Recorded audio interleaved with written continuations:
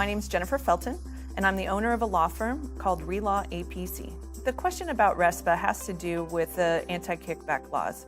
So RESPA stands for the Real Estate Settlement Procedures Act, which is a federal law. Section 8 of RESPA is actually the anti-kickback section. So when we talk about RESPA, that's often what people are talking about.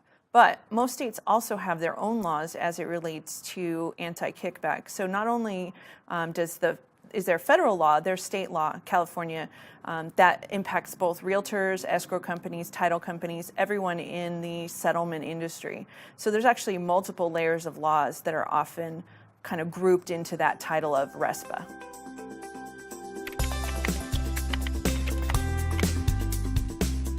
MSAs are generally not allowed in the real estate industry. Traditionally, they were, but over the last few years, the Consumer Finance Protection Bureau, who is the regulator of RESPA, has taken pretty serious enforcement action as it relates to marketing services agreements. Their concern was that people were using them inappropriately to shadow or hide kickbacks.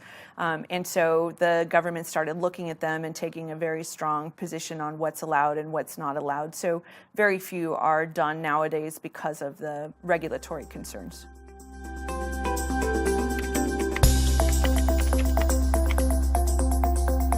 At a federal level, the damages that are potentially awarded under civil damages are what's called treble damages. So and that's triple whatever your fee was on the transaction. So if your commission was $10,000, the fine could be 3 times that refunded to the consumer, so $30,000 per incident.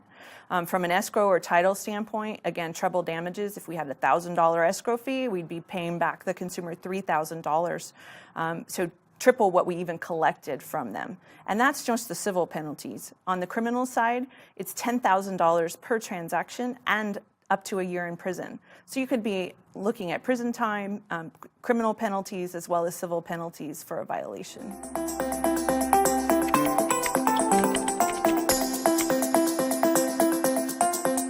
When it relates to risk to a real estate agent for kickbacks, on a state level, the California Department of Real Estate has taken the position that suspension and or revocation of a license is the appropriate remedy for a kickback. So there's no financial penalty, but losing your ability to do business is pretty serious, and they can revoke a license for it.